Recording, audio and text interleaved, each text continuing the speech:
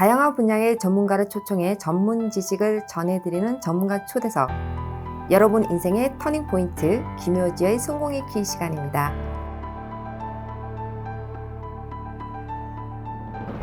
오늘은 조지아주에 계시는 이강철 변호사님을 모시고 소중한 시간 함께 하도록 하겠습니다. 예, 변호사님 반갑습니다. 예, 반갑습니다. 네. 이강철입니다. 네, 반갑습니다. 이 변호사님께서는 조지아주에서 아주 오랫동안 이민 변호사님으로 활약하고 계신데요. 예, 예, 변호사님에 대해서 간략하게 소개를 해주시면 감사하겠습니다. 저는 2003년부터 애틀란타에 와서 이민법을 하고 있습니다. 잘 아시다시피 이민법은 미국에 오시는 방법, 미국에서 체류하시는 방법, 영주권을 얻는 방법, 미국 시민권을 얻는 방법을 도와드리는 영역입니다. 반갑습니다. 네, 반갑습니다. 네, 이강철 변호사님은 조지아주에서는 아주 유명하시고 유능하신 변호사님이셔서 방송을 시청하시는 분들은 잘 알고 계시라고 생각되는데요. 이민을 할 계획인데 어떻게 하면 좋을까요? 이런 질문들을 제가 많이 받고 있는데요.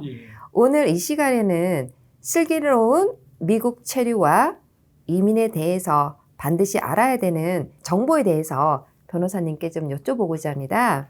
일단 한국에서 미국으로 방문을 할 때 우리가 받을 수 있는 비자로는 어떤 것들이 있을까요? 비자 유형은 많이 알고 계실 것이다만 맨 먼저 방문 비자가 있습니다. 네. 방문 B1이나 B2로 미국에 오시는 방법이 있고 네. 유학생 비자가 있고 취업 비자가 있고 또 그다음에 투자 비자가 있습니다. 미국에 방문을 할 경우에는 이스타라고 하는 그런 비자를 받는 경우 그리고 B1, B2 비자를 받는 경우로 저는 간단하게 알고 있는데요. 예, 그렇습니다. 거기에 대한 차이점에 대해서 말씀해 주시면 감사하겠습니다. 이스타는 비자 유형은 아니고 비자 면제죠. 비자 면제 프로그램이죠. 네. 이것은 이제 미국에서 지정한 약 40여 개 나라의 국민들이 활용할 수 있는 그런 프로그램인데요. 방문 비자를 받지 않고도 온라인을 통해서 한번 승인받으면 2년 동안 유효합니다. 무비자 방문 또는 비자 면제 프로그램으로 이해를 하시면 됩니다. 그 외에는 이제 B1, B 비자가 있는데 B 비자는 일반 관광 목적일 경우에는 6개월까지 체류 연장을 부여해 줄 수 있고 상용 비자, 비즈니스 관련 업무로 올 때는 3개월까지 체류 신분을 부여해 줍니다. 근데 이제 이스타 비자는 비자 인터뷰 없이 한국인이라면 누구나 신청해서 승인받고 들어오실 수 있기 때문에 매우 편리하지만 87일 동안 미국에 머물 수 있고 더 이상 미국 안에서 다른 체류 신분으로 변경하거나 또 87일의 체류 기간을 연장할 수 있는 그런 혜택을 주지는 않습니다. 그래서 방문 기간을 연장하거나 변경할 수가 없어요. 아주 예외적인 경우에는 B1, B2로 들어오신 분들은 아까 말씀드렸던 에스타인 경우와는 대조적으로 미국 안에서 체류 신분을 연장하거나 변경할 수 있습니다. 아니면 유학생 신분이나 미국 안에 오셔서 투자 비자로 바꾸시거나 아니면 워크 비자로 바꾸실 수 있는 그런 가능성이 있다. 그런 편리함이 있습니다. 네, 변호사님, 이스타 이런 과정에서 거절 당하신 분들이 있을까요? 예, 그런 사례가 있을 수 있죠. 과거에 이제 좀 무슨 레코드가 있는 분, 안 좋은 레코드가 있는 분, 미국에서 불법 체류하셨다거나 과거에 비자를 신청했다 기각됐다거나 또 형사 사건이 있다거나 아니면 그런 안 좋은 기록이 있는 분들이 이스타를 기각당하는 경우가 있죠. 그런 분들은 이제 B1, B2를 신청하셔서 이제 정식 방문 비자를 신청을 해서 인터뷰를 서울 미국 대사관에서 인터뷰를 거친 후에 방문 비자가 승인되면은 미국에 들어올 수 있습니다. 아, 그렇군요. 네. 중요한 말씀을 해주시는데요. 보통 한국에 계시는 분들이 미국에 방문했을 때 이스타를 통해서 무비자로 들어올 수 있다는 거에 대해서 아주 간단하게 생각하는 경우가 많은데요. 거기에 대해서 거절을 당할 수 있다는 부분도 또 알게 됐고요. 그럴 경우는 B1이나 B2를 통해서 방문 비자를 신청할 수가 있다고 말씀해 주셨습니다. 그리고 이스타와 기본적인 방문 비자인 B1과 B2에 대한 차이점에 대해서 잘 설명해 주셨는데요. 그러면 비이민 비자로서 우리가 보통 공부를 목적으로 오겠다. 유학생 비자, 그 부분에 대해서 먼저 말씀해 주실 수 있을까요? 예, 자기가 진학하려는 학교 프로그램에 접촉하셔서 그곳에서 I-20 폼을 얻으셔야 됩니다. 외국인 입학 허가서를 발행해 주는 학교들이 있거든요. 네. 그런 학교 어느 곳이라도 접촉하셔서 네. 입학 허가서를 받으신 다음에 그걸 바탕으로 비이민 비자 신청서, F1 신청서를 작성하시면 됩니다. 기본적인 증빙 자료는 내가 왜 공부를 하려는지, 지금까지 내가 한국에서 어떤 고등학교 과정이나 대학 과정, 대학원 과정을 공부했는지, 미국에 들어가서 공부하는 것이 네. 또 미국에서 살지 않고 한국에서 다시 돌아올 것이다. 그래서 한국에 집도 있고 차도 있고 직장도 있고 사업체도 있고 직계가족도 있다라는 그 한국 사회의 그런 유대 관계가 계속 그것을 버리지 않았다는 것을 증명하는 그런 문서들도 필요할 겁니다. 보통 우리가 취업 비자를 많이 얘기를 할 때 예. H-1B 비자를 예. 많이들 얘기를 하세요. 예. 근데 실질적으로 취업 비자의 종류에도 참 다양할 것 같은데, 맞습니다. 예, 가장 중요한 부분 좀 간략하게 소개해 주시면 음. 감사하겠습니다. 이렇게 취업 비자는 참 다양합니다. 신청자의 자격에 따라서 여러 비자 유형이 있는데 지금 말씀하신 H-1 비자는 사실 그림의 떡이에요. 네. 왜냐하면 미국 정부가 1년에 승인해 줄 수 있는 비자가 8만 5천 개밖에 안 되는데 네. 아마 지원자들이 50만, 60만, 70만 그래요. 그래서 네. 접수조차 하기가 어려워요. 사실 그렇군요. 어려울 겁니다. 네. 그게 가장 잘 알려진 비자인데 접수 가능성이 낮습니다. 그 외에 이제 E2 비자가 있는데 E2 비자는 50% 이상의 지분을 가진 한국인 그분이 소유한 사업체를 통해서 E2 비자, E2 투자자 비자나 E2 인플로이 비자를 신청할 수 있는데 엘라베마 지역에 현대자동차가 들어와 있고 조지아주에 기아자동차가 들어와 있는데 현대자동차나 기아자동차의 투자자 또는 임직원 또는 그 협력회사 약 수십 개, 100여 개가 되는 협력회사의 임직원들 또는 거기에 투자하신 한국인들이 신청할 수 있는 비자로서 아주 유용한 비자입니다. 아, 그렇군요, 변호사님. 지금 H-1B 비자 같은 경우는 그렇게 확률이 낮다면, 예. 그러면은 또 다른 방법으로 할 수 예. 있는 방법이 있을까요? 예를 들어서 비숙련공의 어떤 직업으로서 갈 수 예. 있는 예. 그러한 비자라든지, 말씀하신 대로 전문직으로서 예. 받을 수 있는 O 비자라든지, 이제 그런 쪽으로 지원을 했을 경우에 얼마 정도의 소요 기간에 걸리고 또 그런 과정을 통해서 받을 수 있는 그 확률은 얼마 정도 높을 수 있다고 보세요? 예, O비자라든지 P비자 이런 것은 전문적인 좀 재능을 가진 분들이 신청할 수 있는 비자입니다. 주로 저희 한국인들 가운데서 많이 신청하는 분들은 체육인들, 이제 문화예술인들이 P비자나 O비자를 많이 신청하시는데 일반 특별한 재능, 예술 분야, 체육 분야에 그런 재능이 없는 분들은 O비자, P비자를 사실 신청하기가 어렵습니다. 아, 그렇군요. 그럼 변호사님, 일단 방문 비자를 통해서 B1, B2를 통해서 이미 미국에 오신 분이 유학생으로서 진짜 학교 공부를 하기 위해서 체류를 더 해야 되니까 비자 변경을 하는 경우가 있잖아요. 예. 그리고 또 방문했던 분이 B1, B2 비자를 방문했던 분이 여기 취업을 하게 돼가지고 하고 싶어서 또 비자를 바꿔야 되는 경우가 있잖아요. 그러면은 미국 내에서 그러한 비자를 바꾸는 경우와 그 다음에 한국에서 아예 한국에서 곧바로 비자를 바꿔 들어오는 경우 절차 부분에서 좀 많이 다를 수 있을까요? 사실 미국에 오실 때 방문 비자로 오시면은 상당히 그 다음에 옵션들이 많아집니다. 그런데 예를 들어서 방문 비자로 들어오시면 미국에 오셔서 유학생 비자로 바꾸실 수 있거든요. 유학생 비자로 미국 안에서 바꾸시는 것이 한국에서 유학생 비자를 곧바로 신청하시는 것보다는 통계적으로 훨씬 승인율이 높다는 생각이 듭니다. 아마 굳이 따지자면 서울 미국 대사관에서 인터뷰 거치신 분들의 승인율이 50%에서 30% 정도라면 미국 안에서 신청하시는 분들은 대부분 90% 이상입니다. 특별한 일이 없으면 승인 가능합니다. 현실적으로는 한국에서 유학생 비자를 받아서 미국에 들어오시거나 그러면 본인이 공부 공부하고 싶은 학교에서 2년, 3년, 4년, 5년 계속 머무실 수 있거든요. 네. 또는 방문 비자로 들어오셔서 아까 대표님 네. 말씀하신 것처럼 미국 안에서 F1 비자로 변경을 하실 수가 있어요. 그럼 본인은 네. 공부하시고 배우자와 자녀들은 미국에서 생활하실 수 있고 자녀들도 네. 공립학교 다닐 수 있고 아, 이제 미국에서 그러면 2년, 3년, 4년, 5년 이제 유학 생활을 하시다가 혹시 이렇게 잡오퍼가 들어왔을 때 네. 그때는 사실 취업 비자를 찾는 것보다는 취업 이민 쪽으로 바로 시도하시는 게 훨씬 더 현실적이고 더 기회가 높습니다. 미국에 투자를 하고 싶다. 예. 이게 뭐 부동산이 되든 아니면 사업체가 되든 많이 궁금해하시는 부분이 E2 비자에 대해서 궁금해하시는데요. 한국에서는 뭐 투자, 비자, 투자, 이민에 대한 세미나들이 상당히 많이 이루어지고 있어요. 근데 그 중에서 가장 그 핫 이슈가 많이 되는 부분이 E2 비자에 대해서 많이 질문을 하시는데요.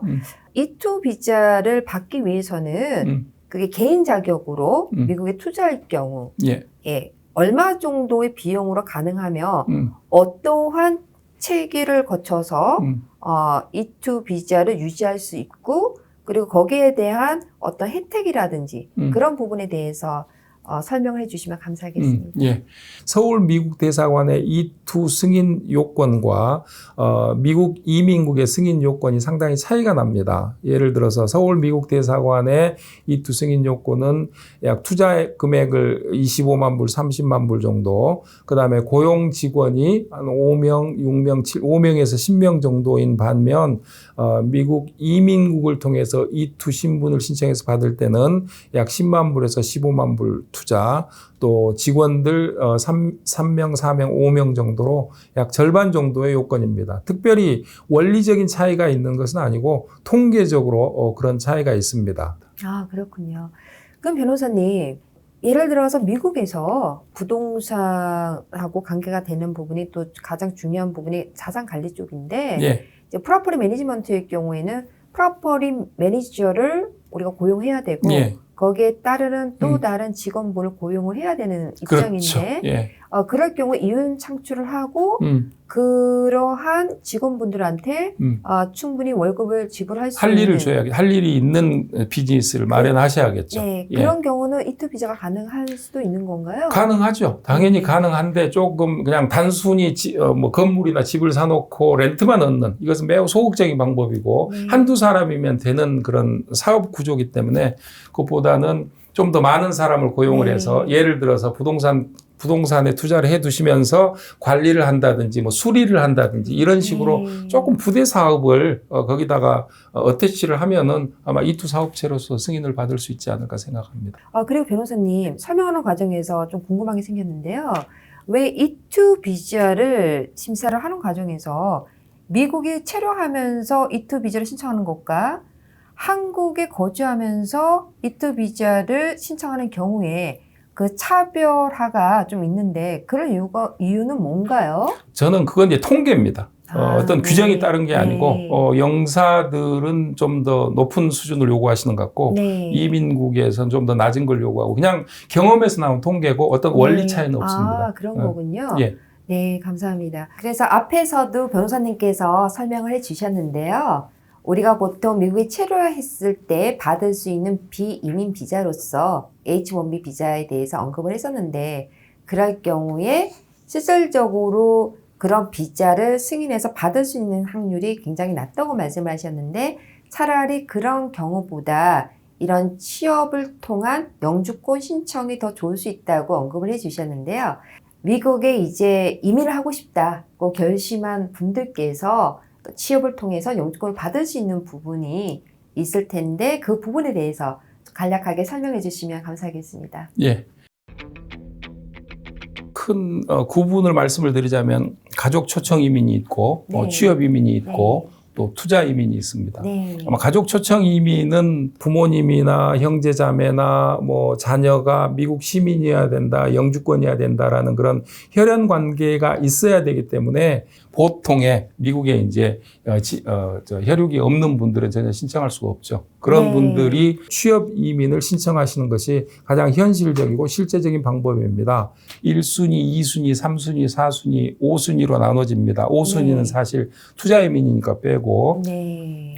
4순위는 또 종교인들을 위한 종교 영주권입니다. 그래서 빼고 네. 그러면 1순위, 2순위, 3순위만 남습니다. 아, 그렇군요. 예, 1순위는 또 저명한 학자들이라든지 예술가들이라든지 아주 특출난 분들이 신청할 수 있는 매우 좁은 그런 관문이고요. 네. 그럼 정말 보통 사람들이 신청하실 수 있는 것은 2순위는 주로 대학원 졸업자들이 신청을 합니다. 취업이민 3순위는 대학 졸업자들 또는 2년 이상의 경력을 가진 분들 또는 2년 미만의 경력을 가진 분들이 많이 신청을 합니다.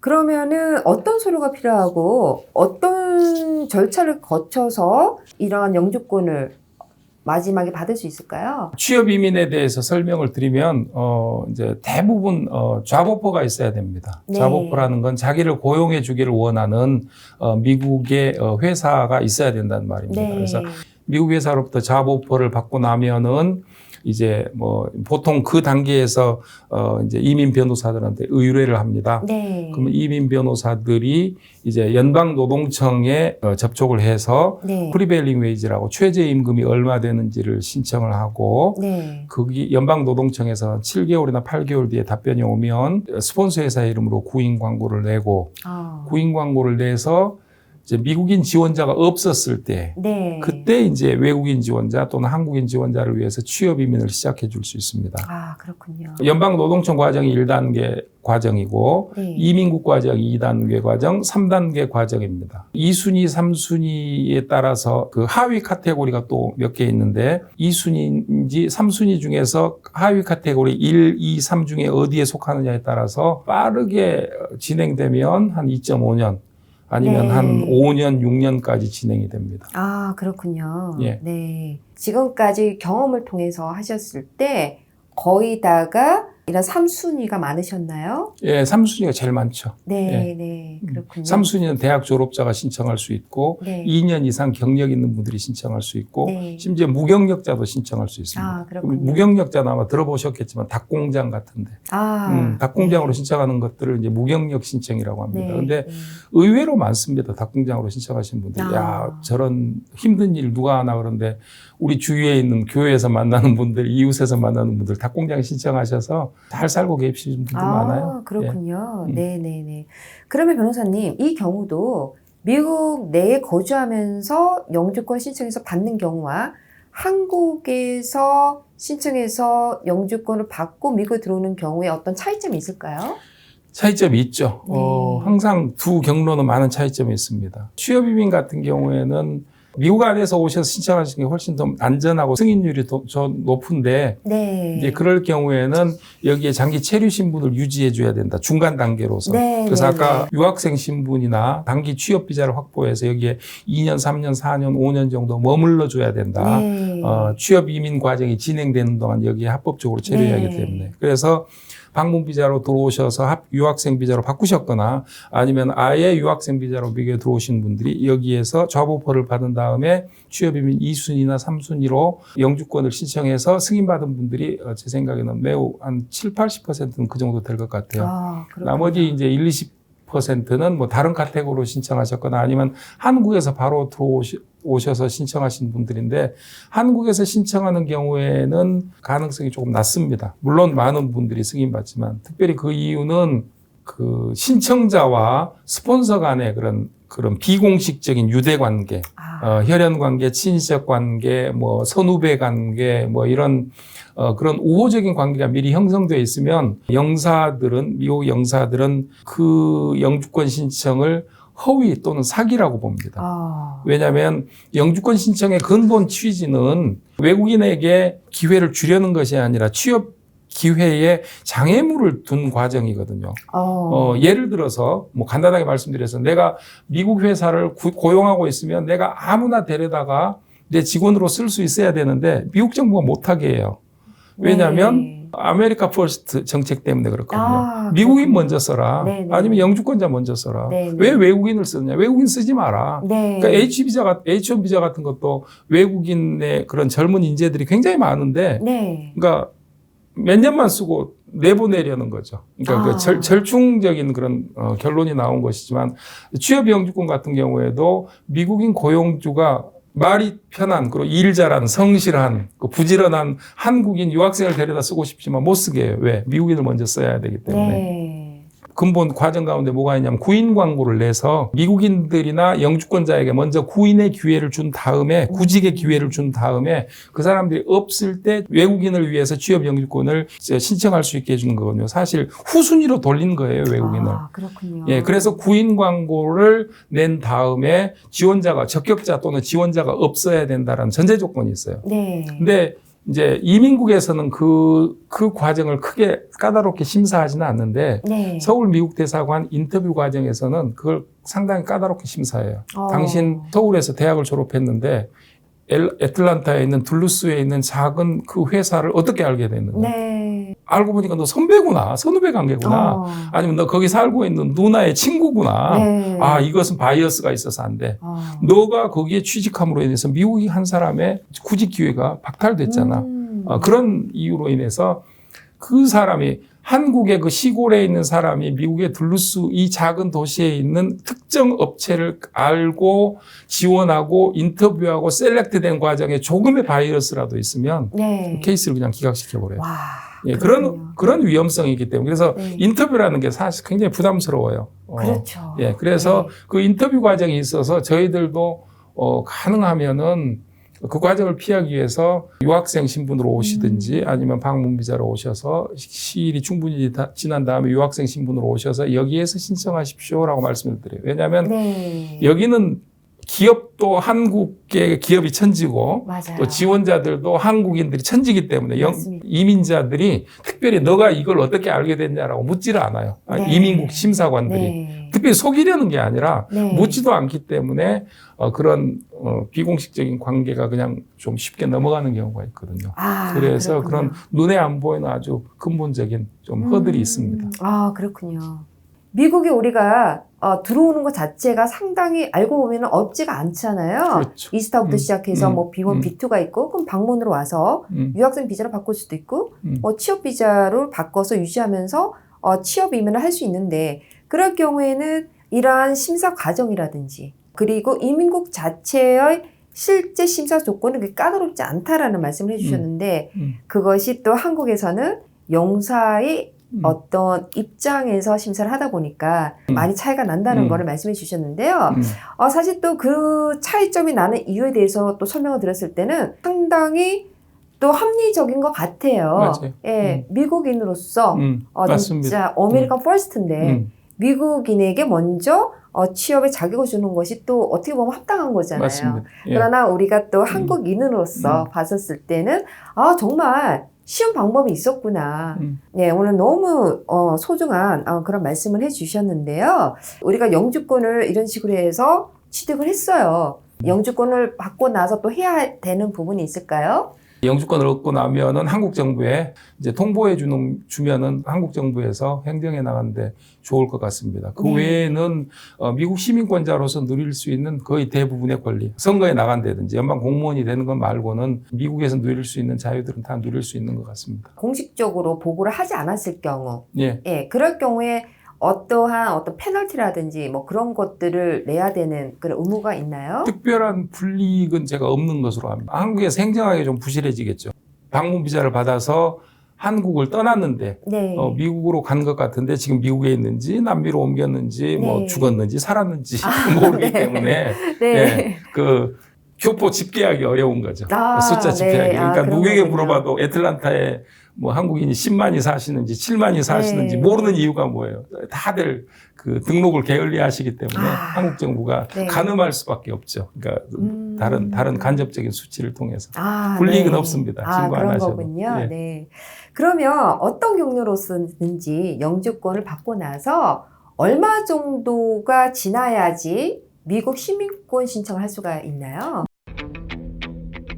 미국 시민권 신청하는데 이제 두 가지 카테고리가 있는데 하나는 일반 사람들이 신청하실 때는 영주권 받고 나서 4년 9개월이 지나면 미국 시민권 시험 신청서를 제출하실 수 있습니다. 아, 네. 근데 미국 시민과 혼인해서 영주권을 받았고 그 미국 시민과 지금도 살고 계시면 2년 9개월 만에 2년이 짧아집니다. 2년 아. 9개월 만에 미국 시민권을 신청하실 수 있습니다. 아, 좀 차이가 있네요. 예, 예. 시민권 이제 승인되시려면 제일 중요한 게 중대한 형사 범죄가 없어야 됩니다. 네. 음주운전이라든지 네. 뭐 가정폭력이라든지 네. 뭐 그다음에 영어를 잘 하셔야 되고 네. 또 아까 2년 9개월 또는 4년 9개월의 그런 거주 요건 외에 한 번에 6개월 이상을 미국 바깥에서 체류하지 않으셨어야 되는 그런 조건이 있습니다. 한국에 갔어요. 근데 어떻게 좀 하다 보니까 6개월이 지났어요. 그래서 다시 미국에 들어왔는데, 그러면 그런 기록이 나타났다면은 시민권 신청을 해서 시민권을 받을 때 그게 좀 힘들게 되는 건가요? 이제 장기 거주에는 또 두 가지가 있습니다. 하나는 81일에서 365일까지 머문 경우하고 365일 넘게 머무는 경우가 있는데 365일 넘게 머문 경우는 지금까지 쌓았던 거주 요건의 크레딧이 다 없어집니다. 그래서 그분은 무조건 다시 미국에 입국하신 후 4년 하루가 지나면 시민권을 신청하셔야 되고 4년 하루가 지나서 네. 시민권을 신청하셔야 돼요. 그 다음에 6개월 넘겼는데 1년은 못 됐다. 네. 그런 경우에는 이제 회색지대입니다. 그래서 그 사정이 정말 불가피했다라는 그 증명을 제출을 하고 설명을 잘 하면은 용서를 해주는 경우가 있고 그걸 설명을 못하면 그것도 마찬가지 4년 하루가 지나서 또 신청하셔야 되고. 근데 제 경험으로는 6개월을 지나서 11개월까지 머물렀더라도 불가피한 사유를 이제 구구절절 설명을 하고 내가 뭐 엄마랑 같이 갔는데 엄마가 갑자기 암에 걸려서 뭐 서울 아무개 병원에 들어가서 투석을 했고 뭐 투병을 했고 내가 그분 엄마를 간병할 수밖에 없었다라는 이런 절박한 사유를 적어서 제출하면 다 이렇게 승인해 주시더라고요. 아, 그렇군요. 그럼 변호사님, 영주권자일 경우에는 한국에 가서 장기적으로 6개월 이상 머물 거라고 예상을 했을 경우에는 특별히 어떤 걸 준비해서 가야 되는 서류가 있나요? 6개월 넘겨서 1년 미만으로 체류를 하기 위한 특별한 조치는 없습니다. 네. 미리 할 수 있는 안전 조치는. 네. 대신 반드시 1년을 넘겨야 하는 경우는 영주권자가 신청할 수 있는 재입국 허가서라는 게 있습니다. 리엔트리 퍼밋이라는 거. 네. 그것을 신청해서 승인을 받으면 그게 보통 2년을 주거든요. 그럼 한번 네. 나가서 2년까지 네. 머물 수 있는데 그거의 좀 불편한 점은 그 미국에 여기 계실 때 신청해야 된다는 거. 신청하고 나서 한 3개월이나 4개월, 5개월 뒤에 지문 채취하라고 통지서가 오는데 네. 그것을 또 찍고 나가셔야 된다는 거. 또는 나갔다가 그걸 찍으러 다시 들어오셔야 된다는 거. 그럼 비행기 값이 비싸겠죠. 네. 그리고 요즘에는 신청하고 나서 한 13개월, 12개월 정도 지나야 승인된다는 거. 그런 점들이 좀 단점입니다. 그렇군요. 그러면 그럴 경우에는 한국에는 좀 자유롭게 머물 수 있지만 미국에 다시 와서 시민권 신청할 때는 장애가 되죠. 장애가 맞습니다. 되겠네요. 예, 그 지금까지 쌓았던 거주 요건이 다 0으로 돌아가기 때문에 네. 미국 다시 입국하신 후 4년 하루가 지나서 시민권을 신청하실 수 있습니다. 아, 그렇군요. 그러면은 시민권을 받고 나서 해야 되는 어떤 의무랄까? 또는 어떤 활동이랄까? 그런 부분들에 대한 차이점? 한번 설명해 주시겠어요? 한국인이 만약 미국 시민권을 후천적으로 받으셨으면 한국 국적이 자동적으로 없어집니다. 미국 정부가 한국 정부에 통보 안 해주죠. 네네. 그것도 제가 리포트해 드리는 게 내 고국에 대한 그런 예의겠죠. 그래서 국적 상실 신고를 하는 겁니다. 근데 변호사님, 미국에서 음주운전, 그 DUI, 그 부분이 사실 이런 영주권을 받을 때, 시민권을 받을 때 좀 큰 영향을 끼칠 수가 있나요? 끼치죠. 그렇군요. 첫째, DUI로 체포만 되면은 그 사실이 서울 미국 대사관으로 바로 가는 것 같아요. 그래서 그렇군요. 내가 어제 둘루스에서 음주운전으로 걸렸다. 네. 그랬는데 3일 지나서 서울 미국 대사관에서 미국 안에 체류 중인 한국인에게 이메일이 와서 너 비자 캔슬됐다. 이런 경우가 있어요. 어떤 분들이 난감하냐면 한국 본사에서 미국 지사로 파견을 왔는데 뭐 여기 E 비자나 L 비자로 오신 분들이 뭐 이제 거래처하고 이제 술 한잔 하죠. 한국처럼. 그러다 음주운전 걸렸다. 그러면 이제 비자가 캔슬되는 거예요. 그러면 본사에서 야, 당신 잠깐 들어왔다가 업무 회의하고 나가시오 하는데 나가지를 못하는 거예요. 왜냐하면 나가면은 비자가 캔슬되기 때문에 다시 못 들어오거든요. 본사에 그걸 말씀을 못 하시는 거예요. 왜? 잘릴까봐 또는 인사상 불이익을 얻을까봐. 그래서 그런 어려운 점이 있고 제 개인 경험으로는 영주권 신청에는 방해가 안 되는 것 같아요. 음주운전 확정 판결을 받아도. 시민권 신청에는 결정적으로 방해가 됩니다. 음주운전 받았으면 무조건 7년을 쉬십시오. 5년 또는 7년. 이민국 관할 지역마다 또는 관할 법원마다 다른데 어떤 지역은 5년, 어떤 지역은 7년. 딱 잊어버리고 음주운전 걸린 날부터 7년 지나서 그때까지 다시 걸리지 마시고 7년 지난 다음에 다시 시민권 신청하시면 됩니다. 그렇군요.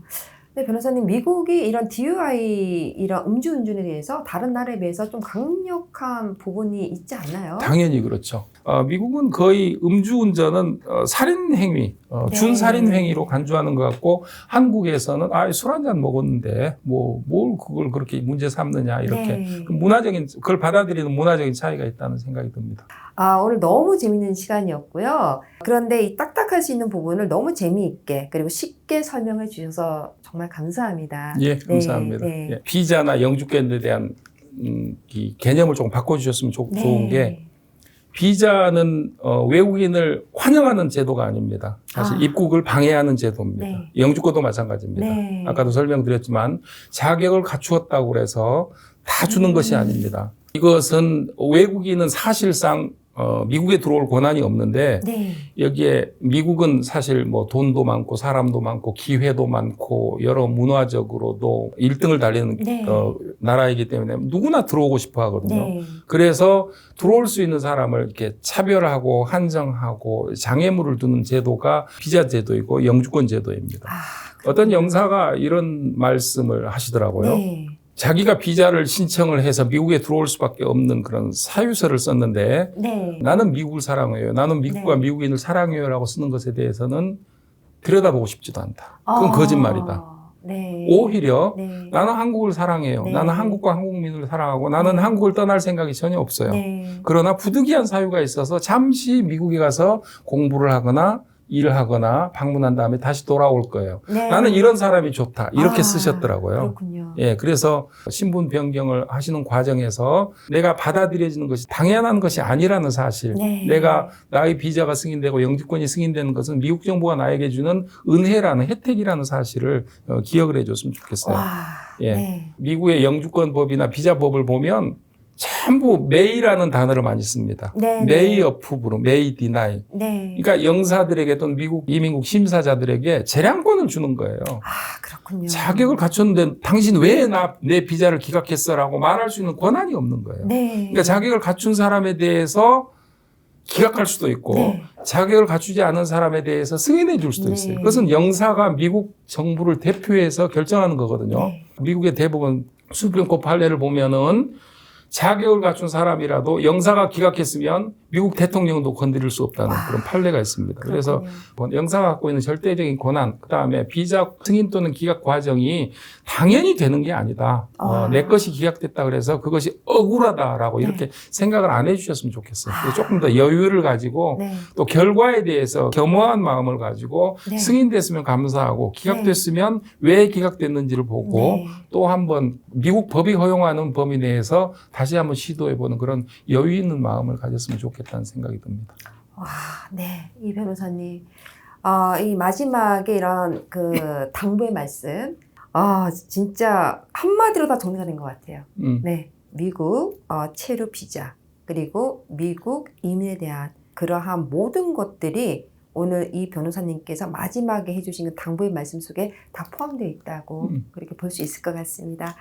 자, 오늘 너무 소중한 말씀 많이 해주셨는데요. 이강철 변호사님께서 오늘 방송을 통해서 말씀하고 싶은 성공의 키란 무엇일까요? 방문 비자로 미국에 입국하시고 여기서 유학생 비자나 취업 비자로 여기에 머무시고 또 영주권을 신청하고 시민권을 신청해서 승인받고 여기서 자기가 계획했던 행복한 삶을 살아가는 데는 참 많은 만남이 있습니다. 아, 네. 예, 친구들과의 만남, 이웃 간의 만남도 있고 또 변호사의 만남, 네. 또 이민국 심사관과 인터뷰에서 만나야 되고 영사와도 만나야 네. 되고 이 만남이 굉장히 소중합니다. 네. 근데 우리들이 만나는 사람들이 우리의 의지대로 되는 게 아닙니다. 네. 어떨 때는 참 내 마음에 네. 맞는 사람도 만날 수 있고 정말 까다로운 사람도 만날 수 있고 다시는 만나고 싶지 않은 사람과 조우해야 네. 되는 경우도 있고 비자 과정, 영주권 과정, 시민권 과정은 좋은 만남이 있어야 된다고 생각합니다. 네. 그래서 제가 영주권을 신청하다 보면 영주권 신청 과정에서는 고용주를 끊임없이